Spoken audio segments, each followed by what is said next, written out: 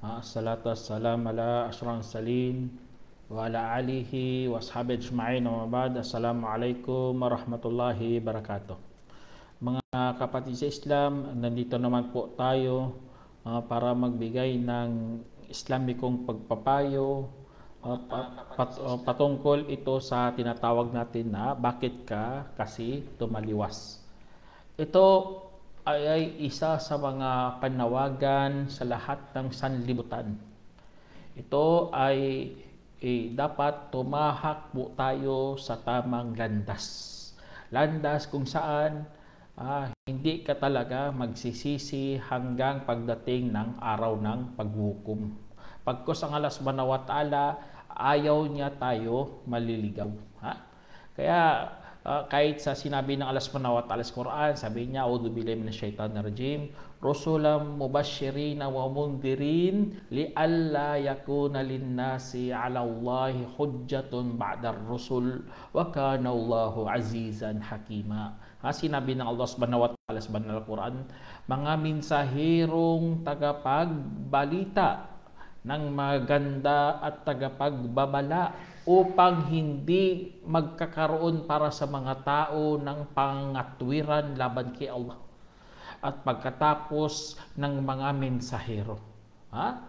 At si Allah nga ang makapangyarihan na marunong. Kaya dyan sa na yung mga kapatid, yan isa sa mga tatunay po natin na Allah subhanahu wa ta'ala ay nagpadala ng mga mensahero na meron talagang mga dalang, mga magandang balita patungkol sa araw paghukom, nagpapalakas ng ating pananampalataya, lumalakas ang ating pagtindig sa paniniwala, sa pananampalataya, at nangangamba sa mga bagay-bagay kung saan nagagalit sa atin si Allah subhanahu wa ta'ala.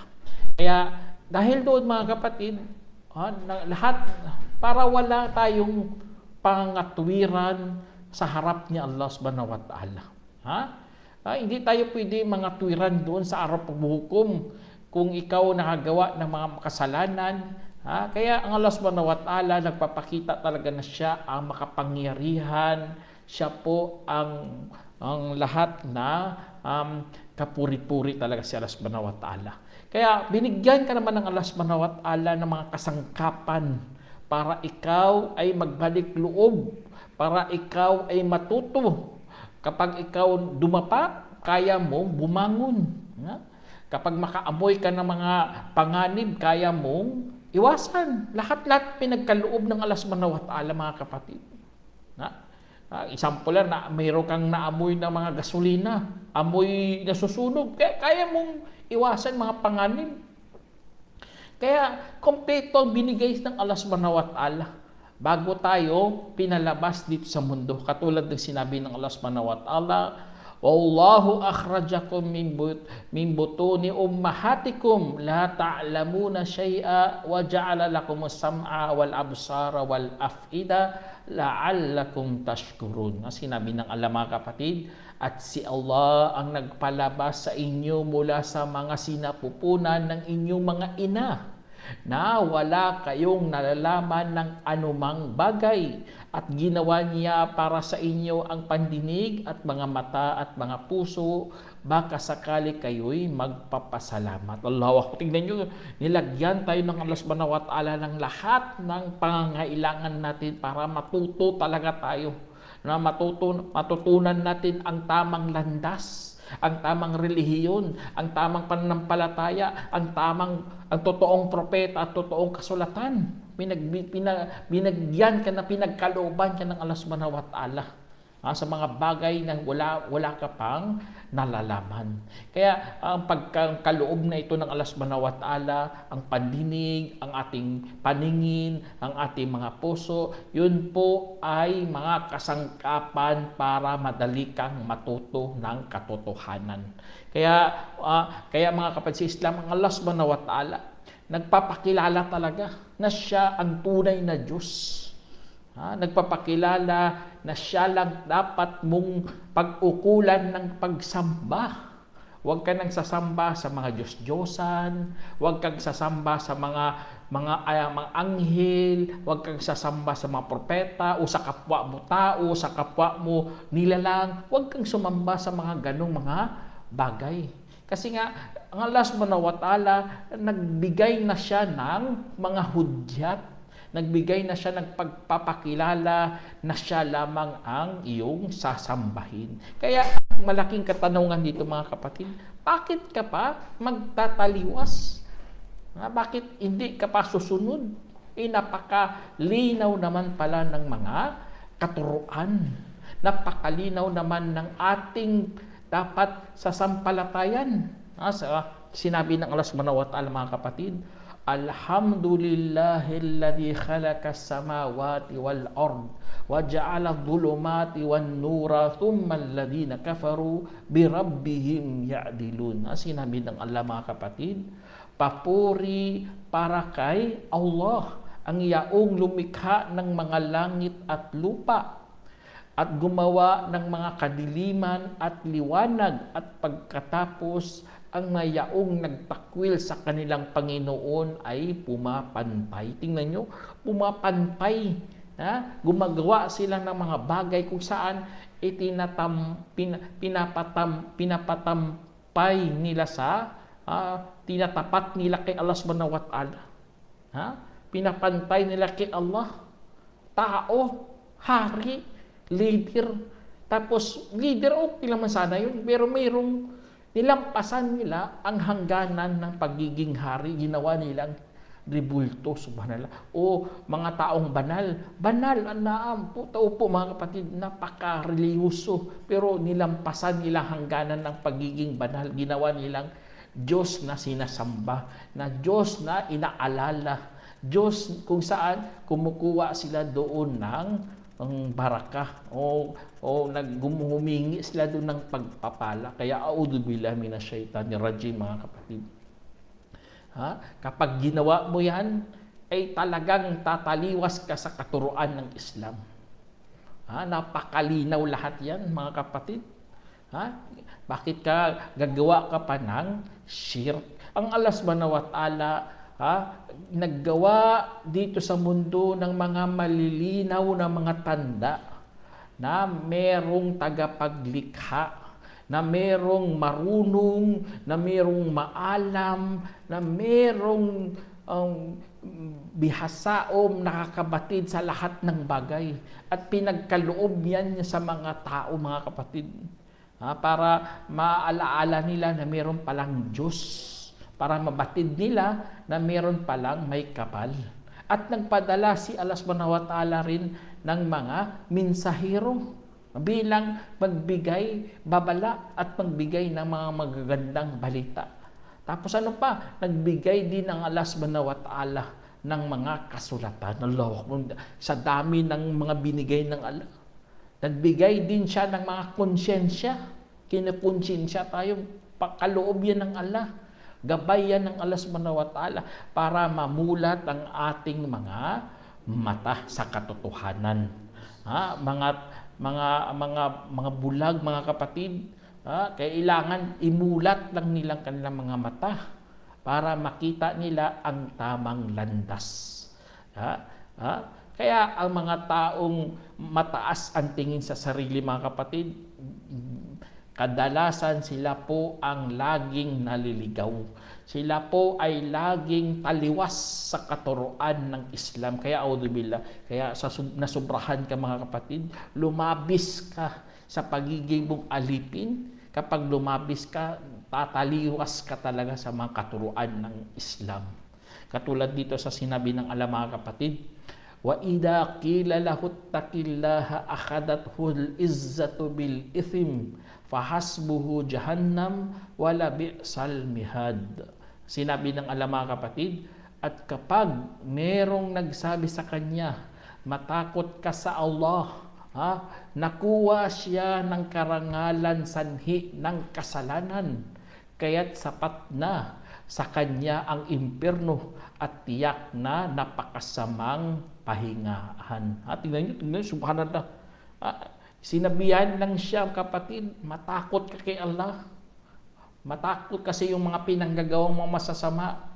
Matakot ka naman sa impyerno. Hindi siya nakikinig, subhanallah. Napakataas talagang tingin niya sa sarili niya. Kaya ang ginawa sa kanya, mga kapatid, nakuha siya, dignan yung description ng Quran dito, akhadathul izzatu bil ithim. Nakuha siya ng kanyang karangalan, ng karangalan ng tao, mga kapatid. Yung taas tingin yung sarili, kasi marangal na siya. Umabot siya sa posisyon kung saan hindi maabot-abot ng ibang tao. Grabe talagang tingin niya sa sarili niya. Kaya nakuha siya ng kanyang karangalan, kapatid, sa kasalanan. Allah musta'an. Na'udzubillah. Kaya magpakup-kup talaga tayo kay Allah subhanahu wa ta'ala na huwag nating itaas ang ating ego. Tinatawag nating ego. Kasi nga kay Allah lang yan. Basta katotohanan, tanggapin mo. Kapag may nagsabi sa iyo, matakot ka kay Allah, matakot ka kay Allah. Kasi kung hindi mo yung gagawin, kapatid, tataliwas ka talaga sa katuruan ng Islam. Mawawala ka sa tamang landas. Mabubulag ka pa sa iyong mga pinanggagawang kasalanan. Magkus ang mga bulag ay mahirapan na bumalik minsan. O kadalasan talaga, mahirapan sila bumalik sa tamang landas. Tingnan nyo, mayroong tafsir dito, mga kapatid. Tafsir ni Ibn Mas'ud. Sa sinabi kanina ng Allah kanina na nakuha siya ng karangalan sa sanhi ng kasalanan. Sabi dito, yung taong pinapayuhan ng kanyang kapatid, subalit ang kanyang sinabi, isipin mo muna ang iyong sarili. O kaya, tulad mo ay hindi dapat magpayo sa akin. Yun, subhanallah. Yun, kapag ang tao ganyan na magsalita, ibig sabihin, nakakatakot na yan. Kasi nga, naunahan na siya ng kanyang kahambugan. Tataliwas talaga sa katuruan ng ating relihiyon. Kasi nga, bakit mo isipin mo muna sarili mo, subhanallah. O kaya sa atin, sa Tagalog, walisan mo muna ang iyong bakuran. Bago ka magsalita sa akin, auzubillah. Kaya, auzubillah, mga kapatid. Tulad mo, bata ka pa, may gatas ka pa sa labi, mag-ano ka muna, huwag kang magpayo katulad sa akin kasi ako, doktor ako, nag-aral ako, nagiging ganito na ako, engineer na ako, tapos ikaw, hindi ka dapat magpayo sa auzubillah. Naunahan po siya ng kanyang kahambugan. Kaya mag-ingat, mga kapatid, huwag kayong magpabulag sa sarili. Tingnan niyo ang Allah subhanahu wa ta'ala. Napaka mabait si Allah subhanahu wa ta'ala sa atin. Ang kanyang habag ay umabot sa lahat ng bagay, mga kapatid. Tapos, ang kanyang habag, kaya kung nagkamali ka talaga sa paghihingi ng habag kay Allah subhanahu wa ta'ala, ay maliligaw ka talaga, tataliwas ka talaga, mga kapatid.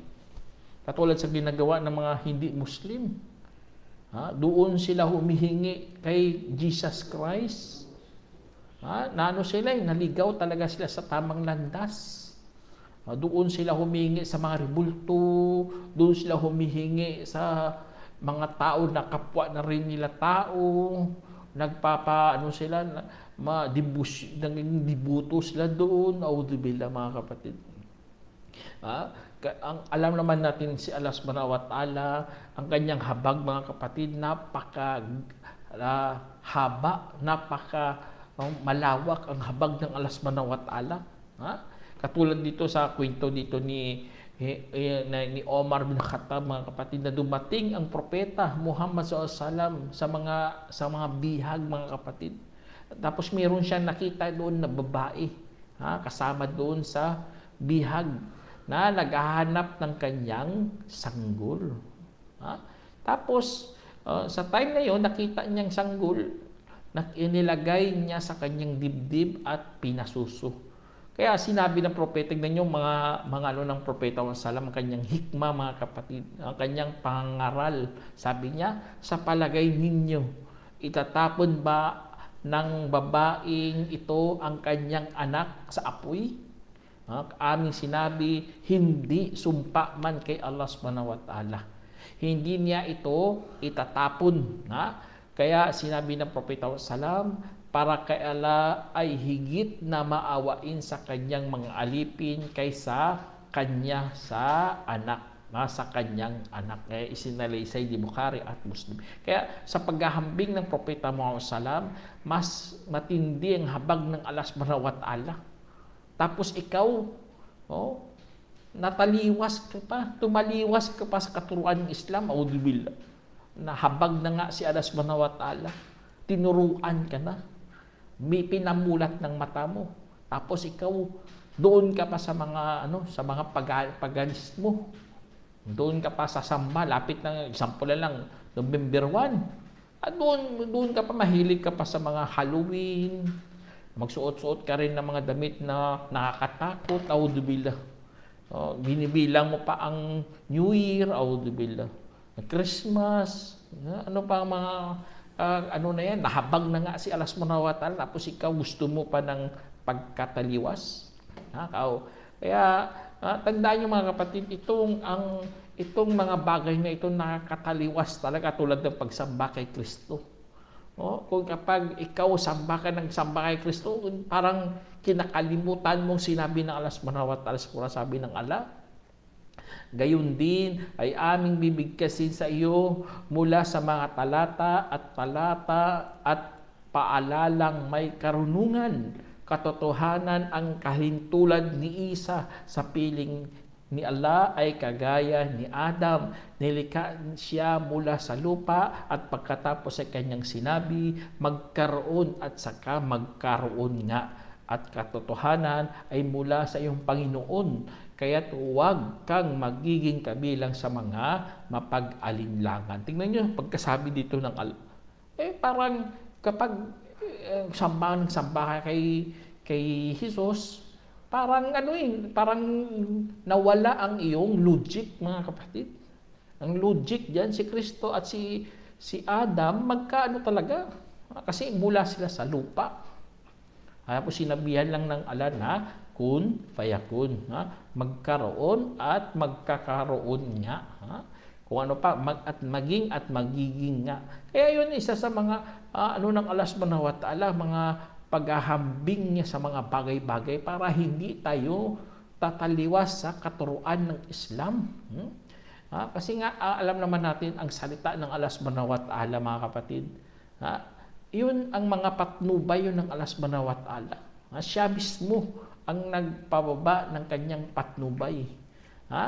Katulad ng sinabi ng Allah dito, tamat kalimatu rabbika sidqan wa adla, la mubaddila li kalimatihi wa huwa as-sami'ul alim. Sinabi ng Allah, mga kapatid, at natupad ang kasalita ng iyong Panginoon nang may katapatan at katarungan, walang mapagpabago sa kanyang mga salita, at siya ang tagapakinig na maalam. Ninyo, ganun ang ng Allah subhanahu wa ta'ala.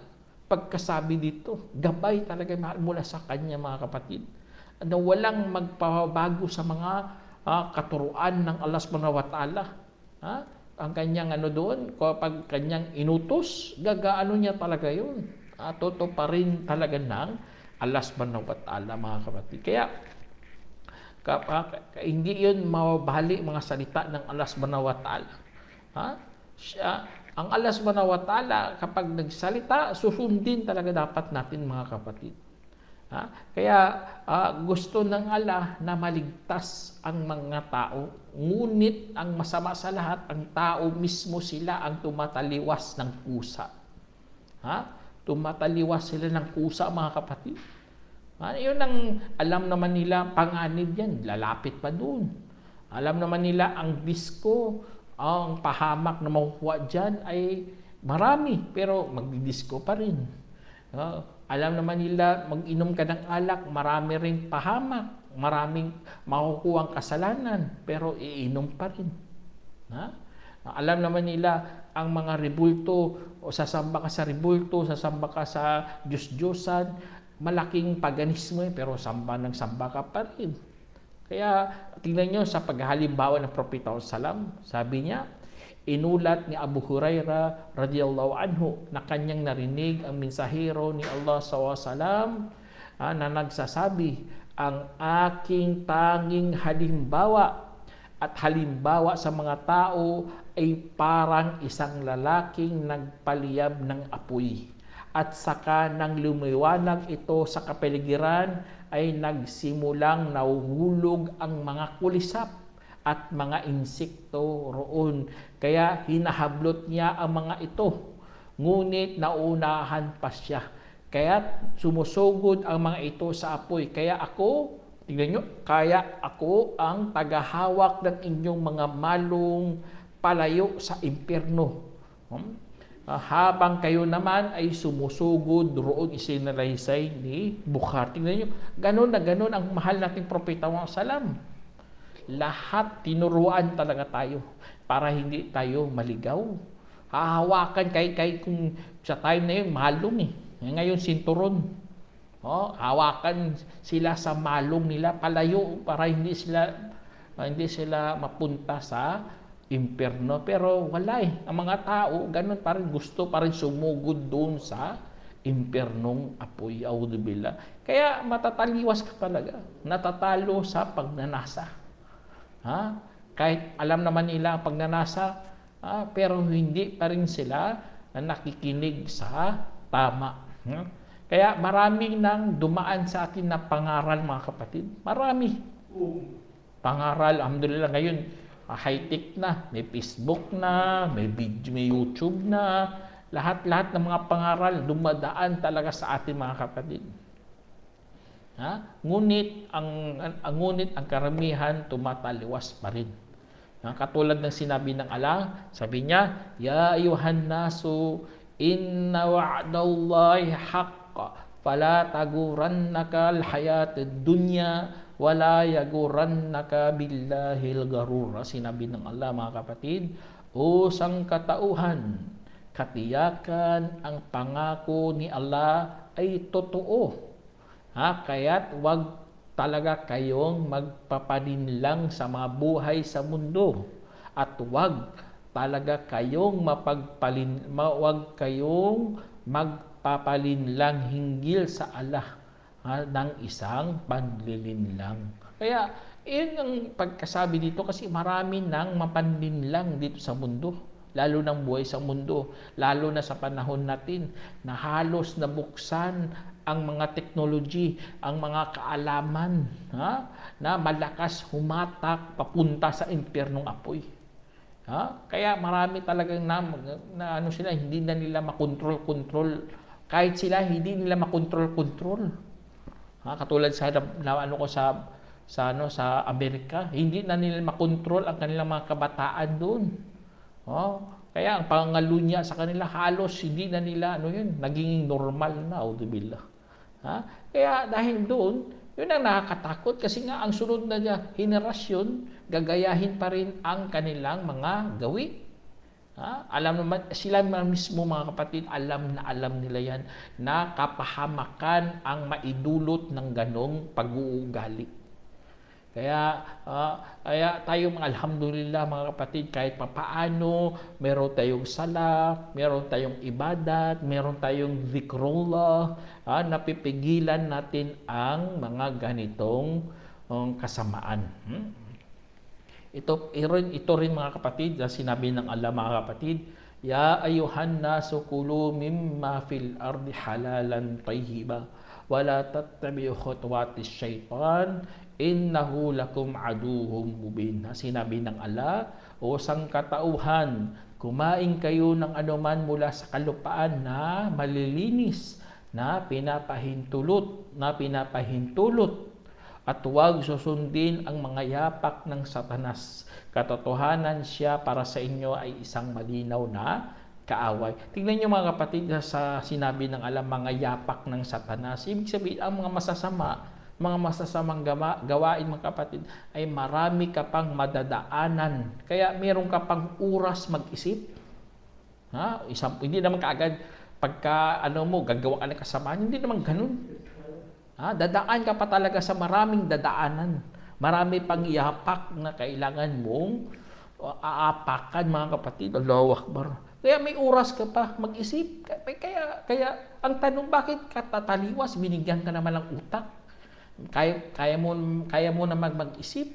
Nakakaunawa ka naman.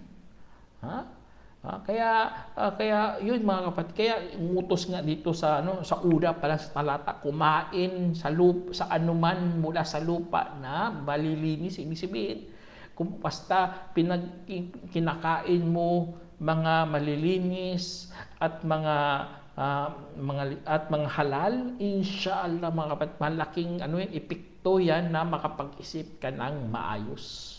Kaysa kakain ka ng mga haram, kakain ka ng mga marurumi. Tingnan nyo sa mga panahon natin, kung makain sila, haram na nga, marumi pa, udubila.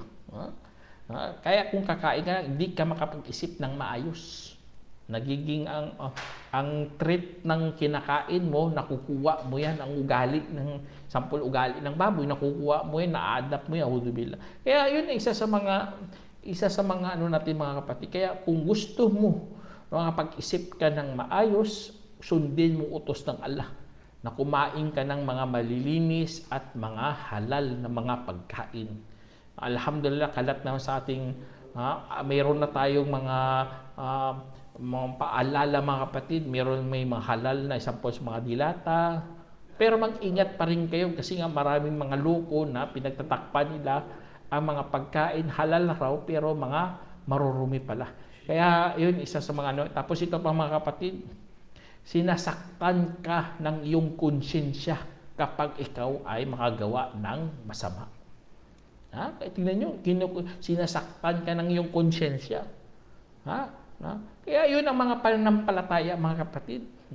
Katulad sa inulat dito ni Abu Umama na mayroong lalaki na nagsabi, O mensahero ng Allah, ano ang pananampalataya? Kanyang sinabi, kapag nasiyahan ka sa iyong mabuting gawa at napapasama ka sa masasama mong gawain, kung gayon, ikaw ay isang mananampalataya. Tingnan nyo, mga kapatid. Ganun na ganun. Ang mga napasama sa iyo, na-hurt ka sa mga kasalanan, ibig sabihin, kaya bakit ka pa tataliwas? Meron ka palang konsyensya. Hindi ka makakatulog ng maayos. Lagi mo siyang iniisip, bakit ganitong nagawa ko? Kaya, tapos ikaw, tataliwas ka pa talaga sa katotohanan. Kaya, loko ka na talaga kapag ikaw gagawa ng kasamaan kahit kinukonsensya ka na. O manhid ka sa kasalanan, naudubila. Mayroon pa nga mayroon pa nga pinaparamdam talaga sa kanila ang kanilang mga masasamang mga gawain. Parang parang sinisikip ang kanilang mga dibdib. Parang nahihirapan sila huminga. Katulad sa sinabi ng Allah dito. At ang sino man ang kanyang nanaising ililigaw ay gagawing mahigpit na masikip ang kanyang dibdib na katulad sa yaong umakyat sa kalangitan. Tingnan nyo. Ganun, pinaparamdam na yan ng Allah subhanahu wa ta'ala sa mga taong gumagawa ng masama, tapos ikaw, tataliwas ka pa talaga. Hindi ka pa susunod. Kaya, tapos marami si Allah subhanahu wa ta'ala mga katanungan. Nagtatanong talaga, ginagamit ang ating mga kaisipan. Kailangan mag-isip ka. Tapos ikaw, tataliwas ka pa. Kaya, mga ganito mga kapatid, katulad na lang sa mga gaya ka ng gaya. Alam mo naman na nakakasama yan, taliwas yan, mapapahamak ka dyan, lalabas ka sa Islam, pero gaya ka pa rin ng gaya sa mga hindi Muslim, lalo na sa mga ritual, ay mapapahamak ka talaga. Mabubulag ka pa, mga kapatid. Yun ang kinakatakutan natin kapag ikaw nabulag ka na, normal na lang sa iyong paggawa ng taliwas sa katuruan sa Islam. Wala na, manhid na. Proud na proud pa, udbillah. Kaya sa araw ng paghuhukom, lahat ng mga naligaw, lahat ng mga pinagyayabang nila dito sa mundo ay mawala sa pagkawala. At hindi talaga makakatulong, hindi talaga makakabigay sa kanila ng pakinabang hanggang magsisi na lang sila balang araw. Inshallah mga kapatid, sana meron kayong napulutang aral. Hanggang dito na lang. Assalamualaikum warahmatullahi wabarakatuh.